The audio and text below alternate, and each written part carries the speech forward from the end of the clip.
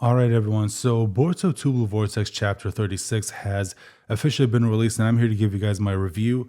And there's a lot for us to discuss when it comes to what happens in this chapter. We have the conversation between Kashin Koji and Amado that does reveal a lot of information. We have Kobu talking to the village elders and explaining to them that he wants to remove Shikamaru from his position as interim Hokage. And we also see that Boruto and Sarada's plan to infiltrate the Shinju dimension has ended up in failure. We're going to talk about all of that, but let's go ahead and start with the beginning of the chapter where we see the continuation of the conversation that Kawaki and Amado had in the previous chapter, where Amado was telling him about his plan to kidnap Kashin Koji. And we get this interesting moment where Kawaki is asking Amado whether or not this plan of his is going to interfere with his mission to destroy the awakened Shinju. And Amado reassures him that no, it's not going to get in his way and that he's only doing this for his daughter. Let's talk about that for a minute, because we've seen Amado do this in the past when people question him and his actions and whether or not they are going to essentially affect other people, the people around him. He always goes back to, hey, I'm doing this for my daughter, I'm doing this for my daughter, which I don't doubt is real, but at the same time, it does feel a little bit like manipulation. And this is probably why a lot of people still accuse Amado of being a manipulator. Not that he's not genuine about wanting to bring his daughter back, but it just feels like he's using that as an excuse to play the people around him. Now, we know that he's manipulated events in the past. He literally orchestrated the events that led to Ishiki's downfall. So it's understandable why people would be suspicious of him, because if he was able to orchestrate a plan to take down an insanely powerful Otsutsuki, who's to say that he's not going to do that with the people around him? At least that's personally what I'm getting from this, like his response to Kawaki's question about whether or not it's going to interfere with his mission. And Amado reveals that he just wants to have a conversation with him, alone, one-on-one, and we actually get to see that later on, which we'll get to in a moment. And Kawaki just instantly agrees and says, okay, I'm in, I'll help you. And Amado himself is a little bit surprised because he thought that he would need to be convinced a little bit more. And this is something that I think is definitely going to come back to bite Kawaki in the ass in the future, because Kawaki is someone who has, shown to us that he doesn't really take people who, for lack of doesn't take people who don't have power really seriously. And what I mean by that is, if you're not someone who has insane power like Ishiki or Naruto, he doesn't really have any respect for you in the sense of actually taking you seriously. And Amado, I think he is not really taking him seriously, even though he is probably the person he should take seriously the most out of everyone. Because as we saw, Amado can just shut you down immediately if you are a cyborg that he worked on. He did it with Koji, he did it with Delta, he did it with Kawaki. And he has to remember that Amado can take away his power whenever he wants. And even though he showed him that literally in the last chapter, from their perspective, he showed him that like maybe 2 or 3 minutes ago, Kawaki is still not really taking him seriously, because he's basically telling him like, look, are you going to get in my way? Amado says no. Kawaki says, okay. Like again, he's not really taking this moment as seriously as he should, in my opinion. And it's definitely something that's going to come back to bite him in the future. And when Kawaki agrees, he basically tells him, okay, so this is what we're going to do. First things first, can you tell me whether or not Boruto is in Konoha? And Kawaki says, yes, he is here. Even though he's masking his chakra, I can still sense him. And he tells him, okay, this is perfect. So we have to act now while Boruto is away from Kashin Koji. And they do that. So next thing that we are going to talk about is the conversation between Kobu and the village elders. And we also see that Sai is there as well. And Kobu is recounting his experience from, being taken over by Inojin using the mind transmission jutsu. And he explains how, from his perspective, 1 minute he was in the interrogation room, and then the next minute he was on the top of the Hokage building. And then he sees all of these Shinju clones around him that are about to kill him. And then Boruto shows up and kills them. And they're wondering, like, okay, so he saved your life. And then he essentially tells them that, okay, it seems that way, but I personally think there's something else going on here. And he talks about how it feels like it's all a show that was put on in front of him, basically trying to essentially make Boruto look good, which we as the readers know that there's more to that, but you can understand why Kobu, at least it seems that way in front of him, because he is essentially interrogating everyone around him. He's making everyone out to be a traitor, essentially a traitor to the leaf. And he talks about how, oh, isn't it convenient that, right when I'm about to probably nail the traitor, the one who actually released Boruto, immediately I'm in a position where I need to be saved. And then, here comes Boruto to save the day. It just, again, you can understand why it seems that way to him. And he believes that it's Shikamaru who set the whole thing up, even though we know that that's actually not true, that this was all Koji's plan.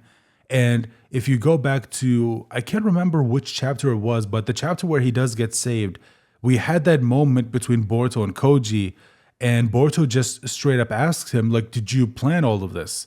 Did you know that I was going to come save him and, in essence, kind of make me look good in front of a high-ranking official of the Land of Fire? And Koji just tells him, he tells him without actually telling him that, no, I didn't actually plan this. Yes, it's good that it kind of worked out that way, but my original plan was still to have the guy die, which that didn't happen. And it feels like that's definitely going to essentially, come back to be a problem in the future, as we're seeing right now, because he is essentially telling the elders and Sai that he is definitely going to remove Shikamaru from the position of interim Hokage, but he just needs to wait for approval from the daimyo, the feudal lord, essentially. And this is where we get a interesting bit of lore where it's revealed that the Hokage leader can only be removed by the feudal lord. Like, essentially no one else can remove them. And we get this interesting moment where, again, Kobu is basically coming up with these theories that Boruto is actually working with the awakened Shinju, and so is Shikamaru. And Sai is essentially saying, okay, wait, that seems like, okay, we're going a bit too far. Like, we don't actually have any evidence to prove this. Like, this is all just hypotheticals that you're coming up with, and all you have at best is like circumstantial proof. Kobu is essentially telling him that, yes, my plan is to get proof that Shikamaru is helping Boruto. And again, we know that that's actually true, but he also wants proof that Boruto is working with the awakened Shinju, which we know is not actually true. So then we cut to the moment in the chapter where we see the conversation between Kashin Koji and Amado, and we find out why Amado wanted to kidnap Koji in the first place. But it starts with Shikamaru in the Hokage office, where he gets a message, and he is told that a while ago there was a individual that had Jiraiya's chakra essentially entering the village. And this is where Shikamaru immediately puts it together that, oh, it has to be Kashin Koji, because he knows that Koji is a clone of Jiraiya. And he basically tells them to keep this information classified, and he is going to go deal with it personally. Then we see Koji wake up in Amado's lab. He is being held. He has the chakra sealing handcuffs. So Koji is essentially useless. He can't get out even if he wants to, because he's in the same situation that Boruto was in, where Boruto was completely useless. Boruto, whom we've seen up until that point be basically almost unstoppable. And once he had those chakra sealing cuffs put on him, he was just, that's it. It was basically game over for him. Like, they could have killed him right then and there, and there was nothing he could have done to stop it. Because remember, in the Naruto universe, if you can't use your chakra, you're basically the same as a regular human being. Now, you may be a person who is well trained in martial arts or really strong, but you're still just a normal human being. Like, you can't do any of the things that you see shinobi who learn to mold their chakra to enhance their physical abilities do. So right now, Koji is in that position. And we see Amado talking to him, and he basically wonders whether or not Koji holds a grudge against him for leaving him to die against Ishiki. And Koji, this is where he reveals to him that, yeah, I already knew what the plan was. I knew what my position was. So I already knew that there was a very high chance I was going to die, and I was fully ready for it. So yeah, I don't have any resentment towards you because why would I? And Amado reveals to him that, first of all, he's surprised that he's alive, which is understandable because he went up against Ishiki of all people. But the thing that's even more surprising is that he has this shinjutsu, the 10 directions. Because remember, it was revealed to us that all of the car inners were given Shibai cells, but only a few of them awakened to one of Shibai's shinjutsu. And he thought that Kashin Koji just didn't have it, or at least at first. And now he's finding out that, they can still awaken a shinjutsu in specific situations. And he just found out about that with Koji. And he basically reveals to him that, yeah, this ability is very useful to be able to essentially see all possible timelines. But the thing is, it's got some weaknesses because I was able to exploit them. And he reveals that its biggest weakness right now is the interval between the updates.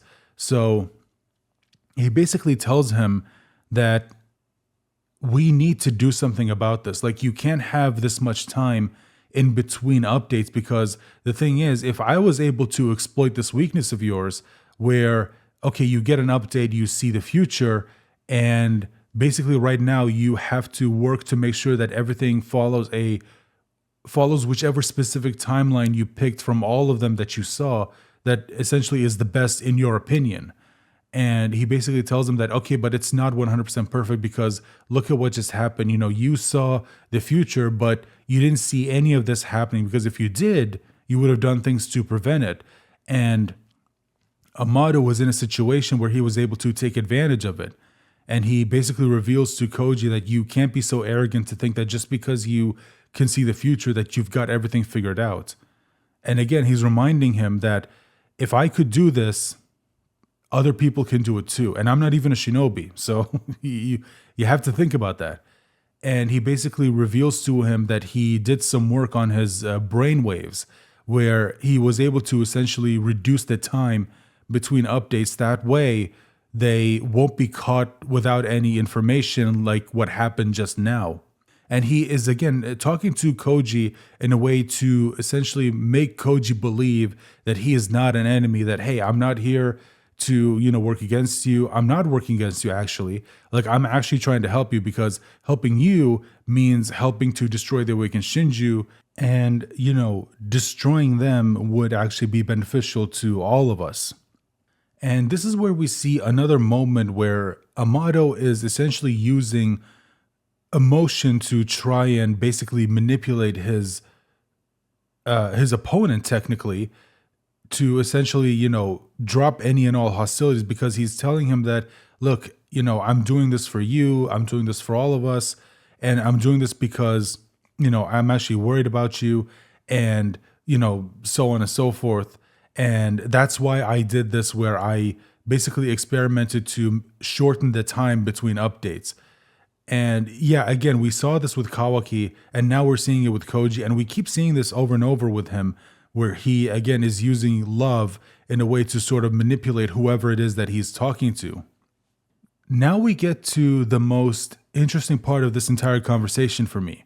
We see Amado revealing to Koji essentially what his whole plan is. He shows him Akebi's clone, and he basically tells him that he embedded Kawaki's karma mark with her memories and her genetic information, and his plan to have Kawaki implant a karma onto the clone body that he made, and then hopefully that will result in his daughter actually being brought back, the same way that the Otsutsuki use the karma to resurrect themselves whenever they pick a person to implant a karma onto. And then we get to the moment where we see why Amado did all of this, where we see why he wanted to bring Koji in, because he asks him that in all the futures that you saw with 10 directions, did any of them include one where Kawaki actually implants a karma into the clone that he created? And Koji says, I'm going to be honest with you, 10 directions basically lets me see every possible future, and I have all of those futures basically installed in my memory, and I remember all of it. And I can say not a single future shows Kawaki actually doing that. And what I love about this whole thing is when Koji is telling him this, we see panels that show us Amado, but we don't actually see his face. And why I love this is because this is a technique that a lot of comic book artists use. In this case, manga artists or Ikimoto, they will use this as a way to basically tell us, the audience, that what this character is feeling right now, we're not going to show you, but you can bet that it's going to be very, very important. Like, they're very purposefully not showing you how Amado is reacting to this information. Is he angry? Is he sad? We don't know. I feel like we are going to know at some point, but they're keeping it hidden from us. And I love this. This is why sometimes I love when manga artists will use this technique to basically tell us that this, what you're seeing right here, is going to be important. And he also reveals that in almost every single future, Jura shows up and Kawaki gets killed, essentially. And then he lets Koji go. And he says, okay, thanks. I'm happy we got to talk. And I'm looking forward to the next update and what, the future has in store for us. And again, as this is happening, we never get a good look at Amado's face, so we don't actually see his reaction to this information that is being given to him. And then we see Shikamaru make it to Amado's lab, and he sees that the code has been changed. And then we cut to Boruto, and he makes it back to the hideout where they originally, meet up, him and Koji. We also saw Inojin was there when the whole Momushi fight was happening. And then he sees that Koji is in there, but then he shows up almost immediately afterwards. And before Koji could explain, he asks Inojin to connect him to Ada, and he asks Ada to look into what Amado actually did to him about an hour ago. But again, before Ada could tell him that, we get the next update. And this is where we get to the ending of the chapter, or the last part of this chapter that we are going to be discussing here in this video. We see Kashi and Koji get an update, and before we actually see what it is, we cut back to the village, and we see that Sarada is just walking around. She's remembering her conversation with Boruto, and Boruto is basically telling her that you might want to try walking in a place that is quiet, that doesn't have any innocent bystanders walking around. Basically, go to a place that will make Code feel like it is safe for him to go after you. And we see again what Boruto told Sarada in the previous chapter, where Code used the Momushi battle as a chance to place claw marks all over the village to allow him to spy on them, basically. And then we see Code, looking through one of them, and he sees Sarada when she's walking through this alleyway. And then, before we get to see what happens there, we cut back to Amado, and we actually see him looking at the film reels that we, saw before when he gets an update from 10 Directions. And there are some interesting, things here, because one of them does show what actually happens to Sarada. But we also see Jura, we see Hidari, we see Kawaki, we see Sumire in one of them, we see Boruto, and the most interesting part is that we, again, as Koji is seeing what's happening to Sarada, we also see it happening at the same time, where he basically does capture Sarada. Again, so far it's going according to plan, but then something happens that is not according to plan. But before we could see that, we cut back to Koji again, where he is seeing the update, and we see moments between Hidari and Sarada. We see Jura having a conversation with Shikamaru. We see Moegi, and we see Konohamaru, we see Kobu. But the most interesting one of all is we see Momoshiki taking over Boruto's body. Now, I don't think that this is because Jura has been defeated. Obviously, I don't think we're there yet. But what this means, or at least what it seems to mean, just by looking at this chapter, is that something is going to happen in the very near future that is going to cause Boruto to essentially break mentally. And then Momoshiki is going to use that opportunity to take over Boruto's body.